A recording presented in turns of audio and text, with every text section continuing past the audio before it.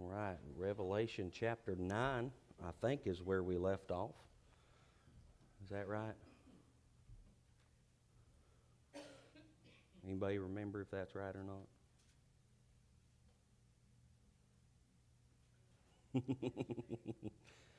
All right, Revelation 9. We'll start in verse 1. Just to reiterate, last week we had the the 30 minutes in heaven that was as silence, and that is what started the 7 trumpets. And these we went through the first 4 trumpets, the trumpet judgment, the trumpet judgments, the fire and hail mingled with blood. Third part of the trees burned up, and the green grass was burned up. Then we had the third part of the sea, that was sea creatures in the sea died, and the third part of the ships destroyed. Then the third trumpet, the great star wormwood turned the waters bitter. Turned them all bitter, and many men died because of that. And then we had the fourth trumpet sounded, and the third part of the sun, the moon, the stars were darkened. And then we have here in chapter 9, the 5th trumpet. And this is the first woe, first of 3 woes. And we'll just cover the first woe this morning. But look at chapter 8, verse 13. And it kind of starts this chapter, really. It says, "And I beheld and heard an angel flying through the midst of heaven, saying with a loud voice, Woe, woe, woe to the inhabitants of the earth by reason of the other voices of the trumpet of the 3 angels which are yet to sound." So we get into chapter 9, but verse 13 kind of introduces chapter 9 and helps us understand a little bit. It kind of explains that there's going to be 3 woes. Verse 1 of chapter 9, it says, "And the 5th angel sounded, and I saw a star fall from heaven unto the earth, and to him was given the key of the bottomless pit. And he opened the bottomless pit, and there arose a smoke out of the pit as the smoke of a great furnace, and the sun and the air were darkened by reason of the smoke of the pit. And there came out of the smoke locusts upon the earth, and unto them was given power, as the scorpions of the earth have power.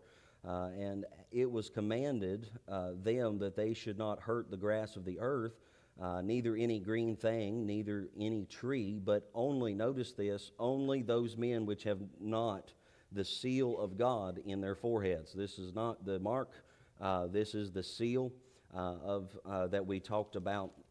I think it was in chapter 7, the seal in their foreheads, chapter 7 and verse 3.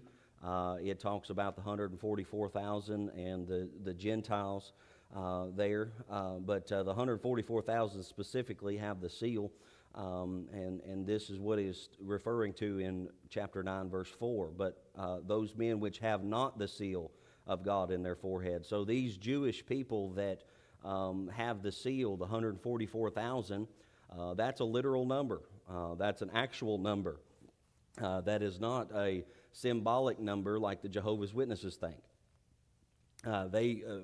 When they first started, they thought, well, there's only going to be 144,000 of us, so we're going to be, that's it. And then they exceeded that number, so they had to start saying, maybe this is more of a symbolic number and not really a literal number. But when the Bible gives a specific thing, that's what it means.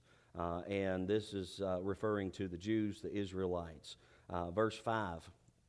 And I want you to pay close attention to some of this wording throughout here, and I'll explain what I'm talking about here in just a second. "And to them," verse 5, "and to them it was given that they should not kill them, but that they should be tormented 5 months, and their torment was as the torment of a scorpion when he striketh a man." Verse 6, "And in those days shall men seek death, and shall not find it, and shall desire to die, and death shall flee from them. Now, I want to point out something real quick. We're in the fifth trumpet.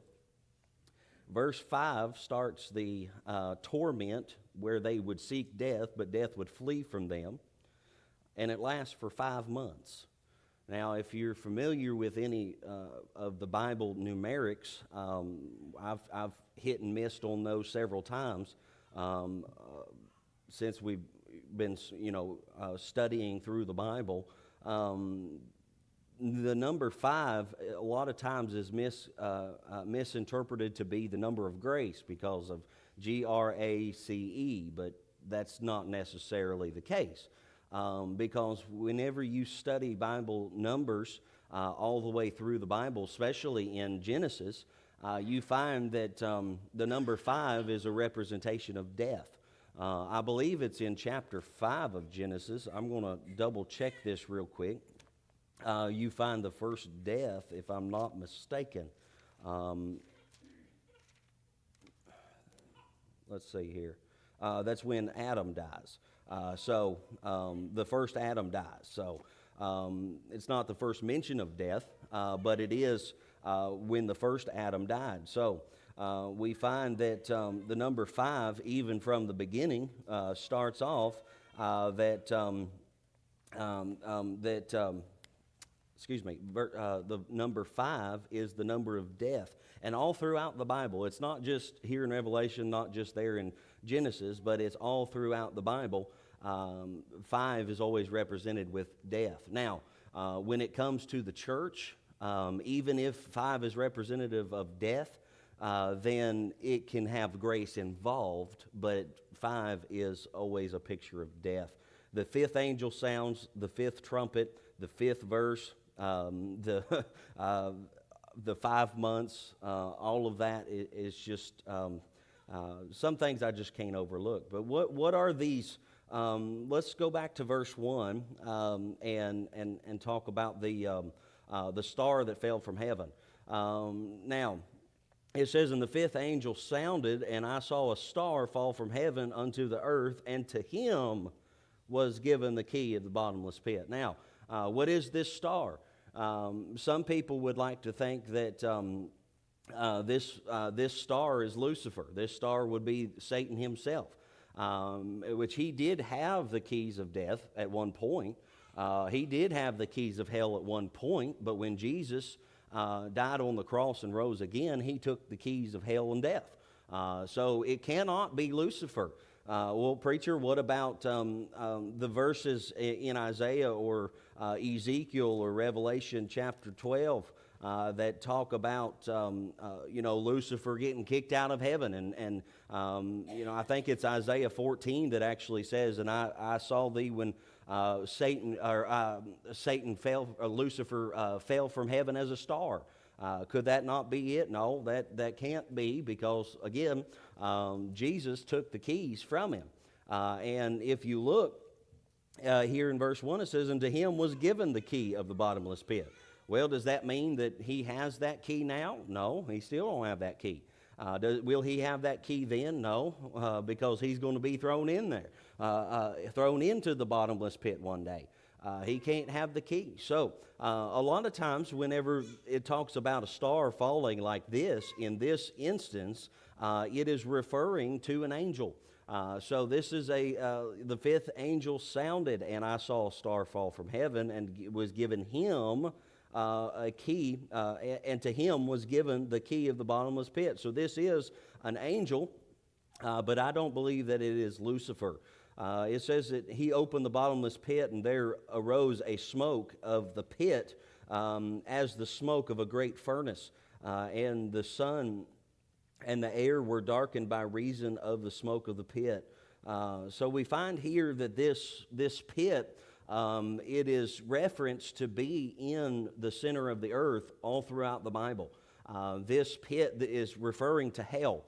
And if you remember, whenever I drew out the difference between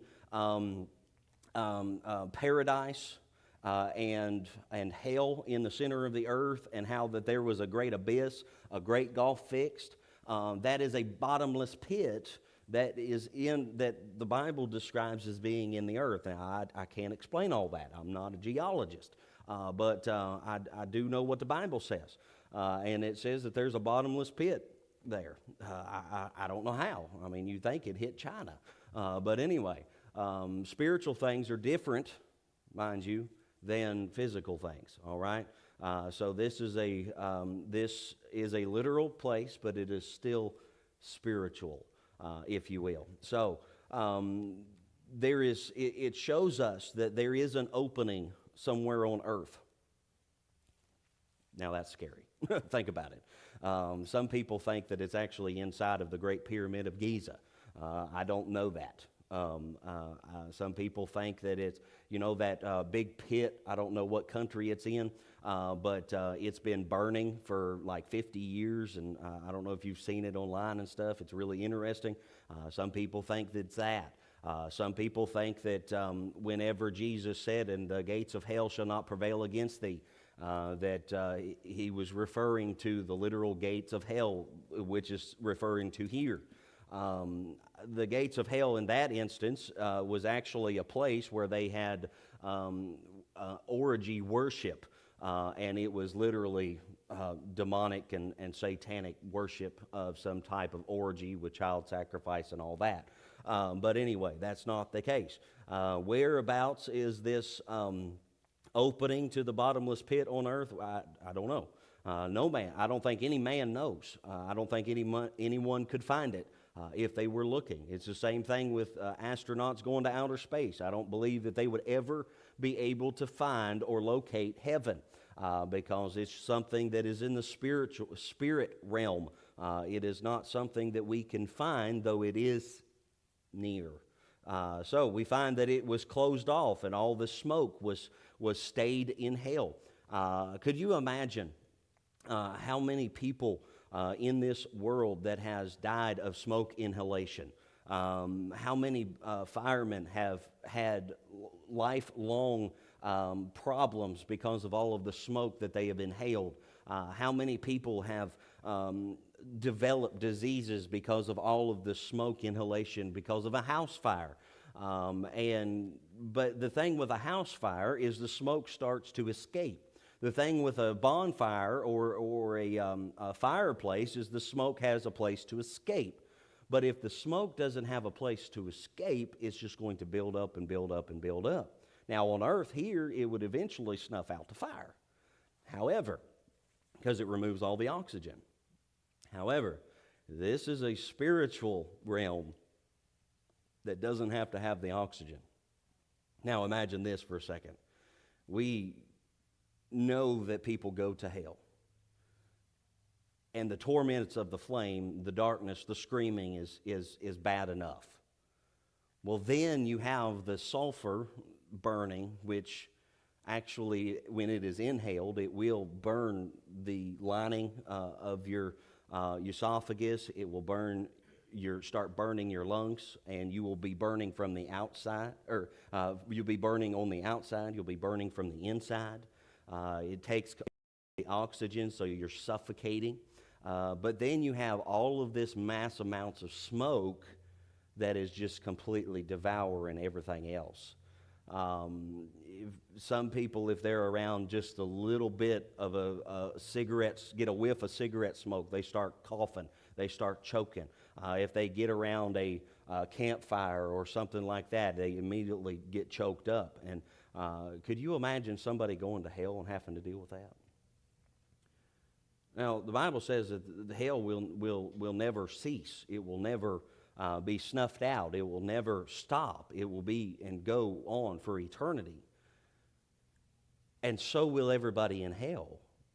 Now, how is that possible? Well, I personally believe that those that go to hell will have a new body in a way, in a sense, but still have all the same pain senses, have all the same problems, can feel everything, can have all the memories, if not more. But God makes them a new body that cannot be destroyed. It's still corruptible, but it's not, or still, it's immortal, but it's not incorruptible. Now, you know what happens when you stick your hand in a flame or get burnt cooking or something like that, and how bad that hurts. But they say that some fires, and I'm sure Brother David could attest to this, being a paramedic for so long, or working with the ambulance service, I'm sure could attest to going into some wrecks or some fires and having to see their skin melting off of them. Now, I just wonder if some of that will take place in hell. This gives us a picture of hell here, and I didn't think that we could go on without stopping for just a moment there. But then it gives us something else here in verse 3. The door, the gates of hell is opened. The door to the bottomless pit is opened. Verse 3, and there came out of the smoke locusts upon the earth. Now, they was given power. Did they come out of the lake of fire, the bottomless pit, or did they just come out of the smoke? There's a lot of different interpretations of this. I personally think that this is most likely some type of demonic creature, but because John was seeing thousands of years into the future, this could also, if you read it, it could also be a type of Apache helicopter or something like that. John described it the best way that he knew how, and we'll get into it just in a little bit, but I honestly think that it's more likely that it is a creature, a demonic creature that came out of hell, that was in hell to torment people, the devil and his angels specifically. But it could also be an Apache helicopter, and that's just the best way he knew how to describe it. So let's go on. It says, and it was commanded them that they should not hurt the grass of the earth, neither any green thing, neither any tree, but only those men which have not the seal of God in their foreheads. Now, is this talking about just a male? A male, or is it talking about humankind, mankind? I believe it's mankind here, because of all the different instances throughout the Word of God that shows you that when it refers to men or a man, in this type of instance, that it is referring to mankind, which have not the seal of God in their foreheads. We covered that. We covered verse 5, but let's look at it one more time. It says, and to them, it was, the number 5. And it was given that they should not kill them, talking about mankind that have not been sealed by God, there in chapter 7. It says, shall not kill them, but they should be tormented 5 months. And their torment was like the torment of a scorpion when he striketh a man. So it's like a stinging sensation. It swelling. Some have major allergic reactions, and some scorpions can kill people just because of the venom that is inside of it. Some venoms, I don't know all the specifics of it. I'm not whatever those people are that study that stuff, but there are some venoms that causes the blood to clot, causes heart attacks because of the blood clotting, causes strokes because of the blood clotting. If this is the same situation here, then could you imagine having a stroke and a heart attack both at the same time, causing aspiration, where you cannot breathe anymore because of the swelling, and yet you cannot die? This is the type of stuff that could happen during the tribulation. It says, in those days shall men seek death, and shall not find it, and shall desire to die, and death shall flee from them. We read in another place that they would cry for the rocks to fall on them, to hide them from the face of the one that sitteth on the throne. But here we find that they are seeking death, and it flees from them. They're trying to die. They are seeking ways to kill themselves, but yet they cannot do it. Could you imagine not having any type of medical help and having an allergic reaction that completely shuts off your airways, and you just won't die? You can't pass out. You can't escape. You cannot get the EpiPen. There's nothing that works. No matter how many times you slam that thing into your thigh, no matter how many times you try to do things to stop this from happening. The heart attack, the stroke from the blood clots, of the blood getting thickened and clotting because of the venom. Again, this is kindly speculation because we don't know exactly what these creatures are, what they'll do. But the description here is that they will torment like a scorpion striketh a man. A scorpion sting. Scorpions have venom. So just an idea. I'm not saying this is a fact, but it could also be an Apache helicopter that's shooting bullets. We don't know. But again, if it is, either way, could you imagine getting shot 1,000,000 times and not being able to die from it? No matter which way it is, this is terrible. But thank God, we that are saved won't have to go through this. But this should open our eyes to the ones that are lost, who might have to go through that. I mean, think about it. They're somebody that's fixing to die, and the rapture happens like that. They're not going to die during the tribulation at this time. It says they will seek death, but death will flee from them. So if they're on their deathbed, they're just going to have to suffer through this thing. Scary to think about. Now let's go on, verse 7. And the shapes of the locusts were like horses prepared unto battle, and their heads were as it were crowns. Notice this. Whenever we're reading this description here, pay close mind to the like and as to describe something in order to the best of your ability. That's what John is doing here. He cannot describe it to a T because there has not been anything like that he has seen. So you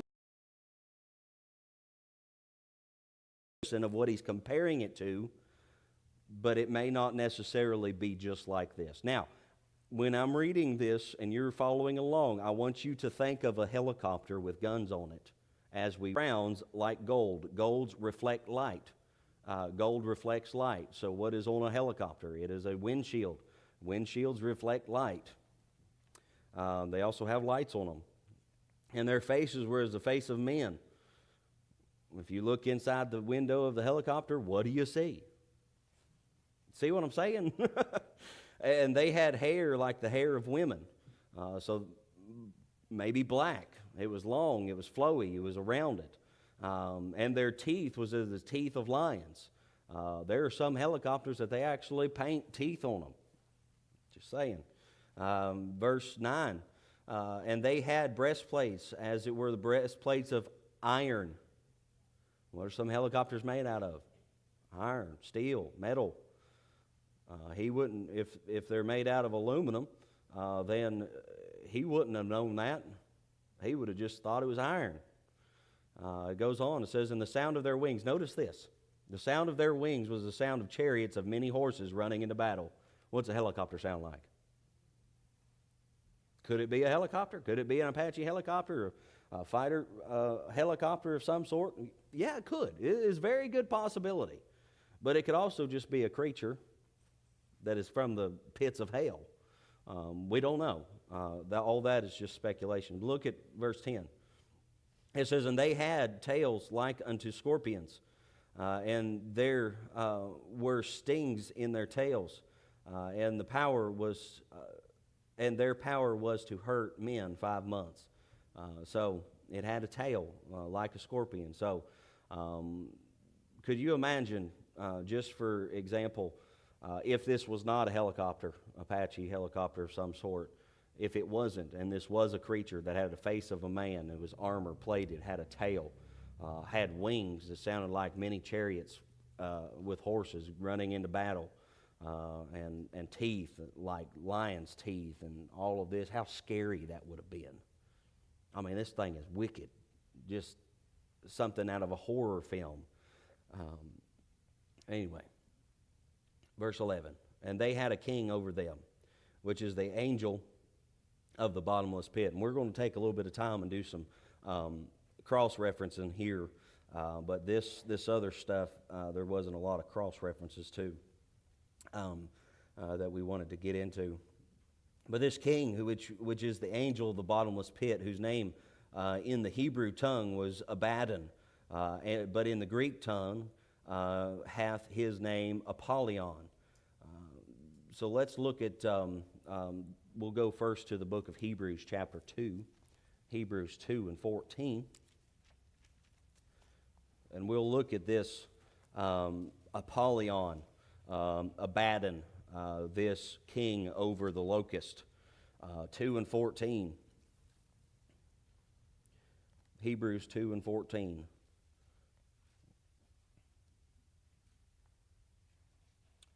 Hebrews 2:14. It says, "For as much then as the children are partakers of flesh and blood," notice this also, "he also himself likewise took part of the same, that through death he might destroy," notice this, the he there is, the himself is talking about Christ, but listen to this, "that through death he might destroy him."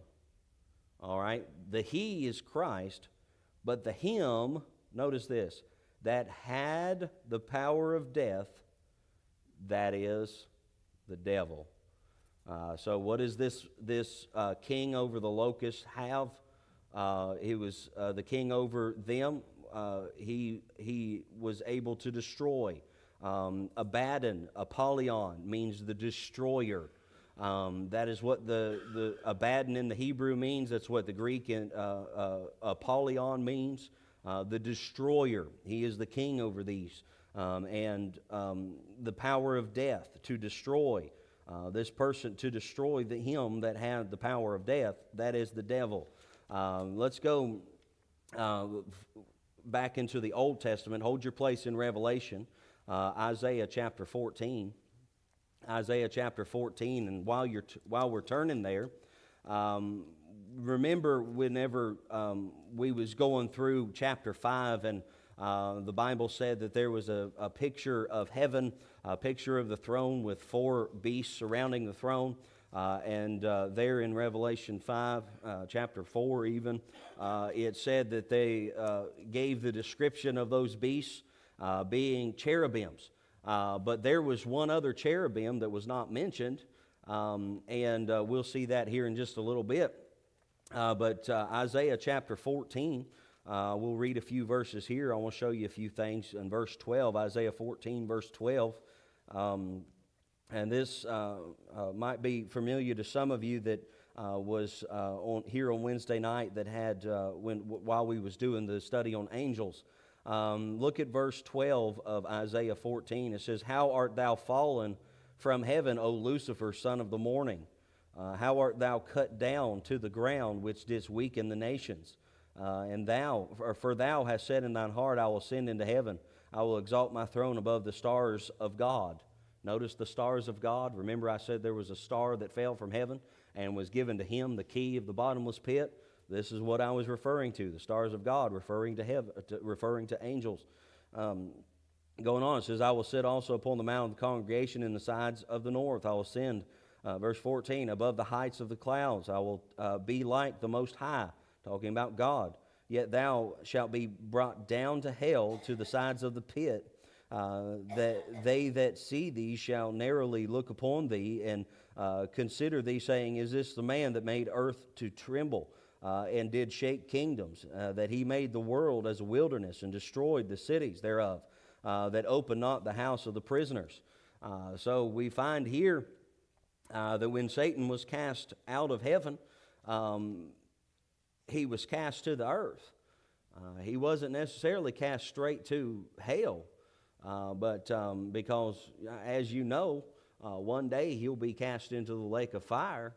And when Jesus was on this earth, he was tempting him in the flesh. And we find that he still bothers us today. So this misconception that Satan, Lucifer, is seated on a throne in hell, and you know how all the cartoons portrayed him, that's a misconception because he's not there yet.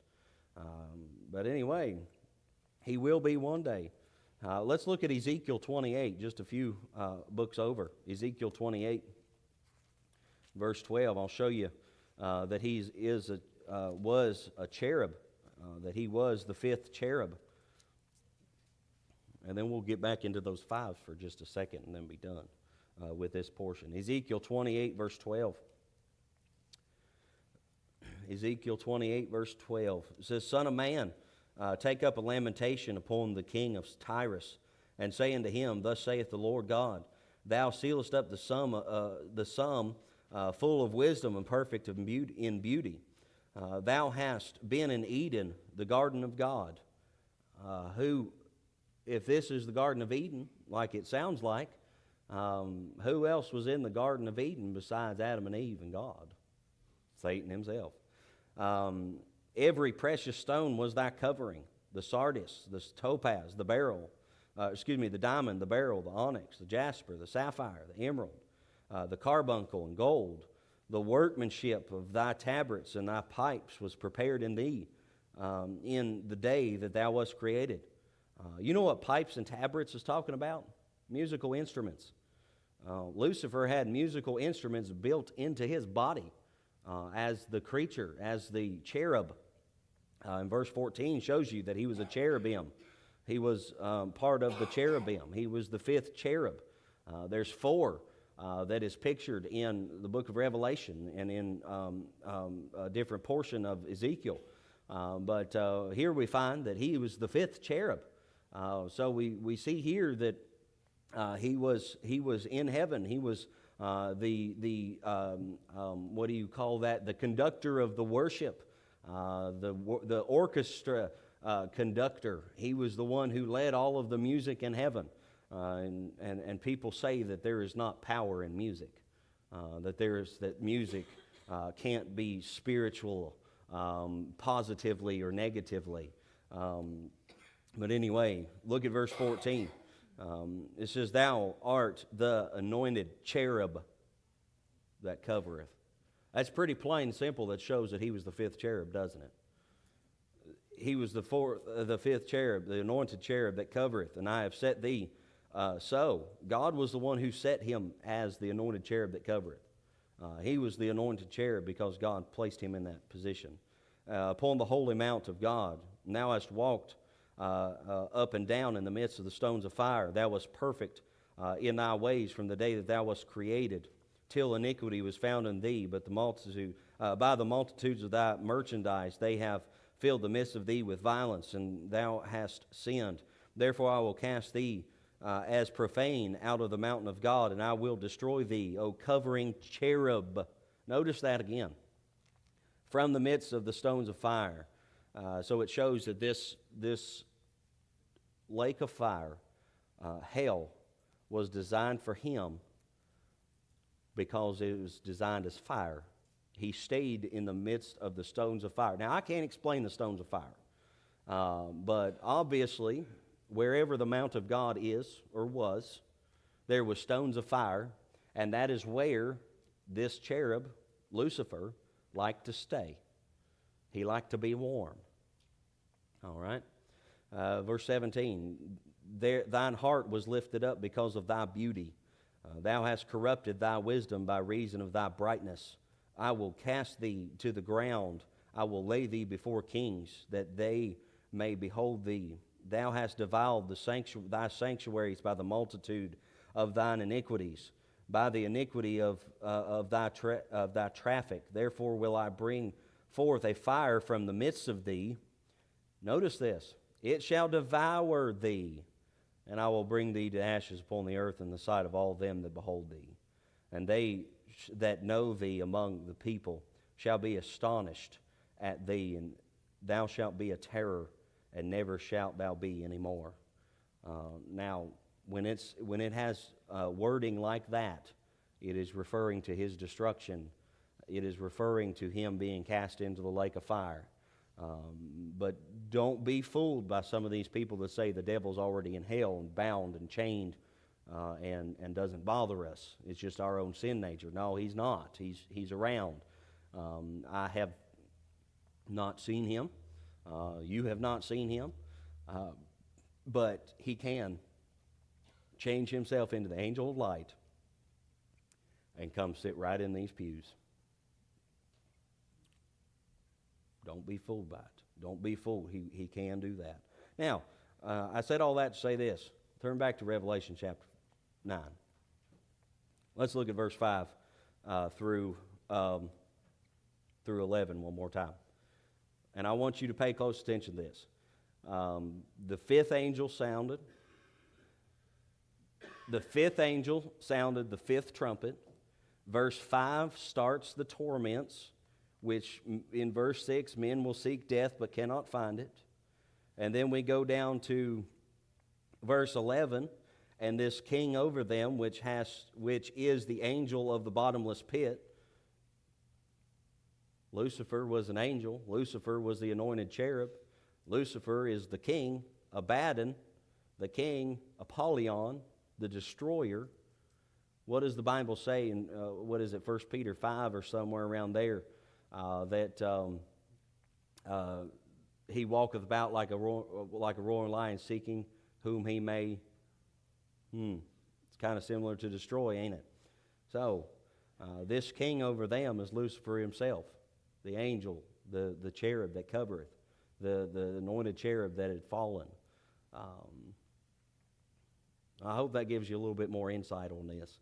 Let's look at verse 12, and then we'll quit for today. And then we'll get into the sixth trumpet next week. One woe is past, and behold, there come two woes more hereafter. This is the first woe, and it was bad. And I wish I could say it would get better from there, but it doesn't. It gets worse. So, with that, we finished chapter 9. We finished the fifth trumpet, the first woe, and we'll pick up in chapter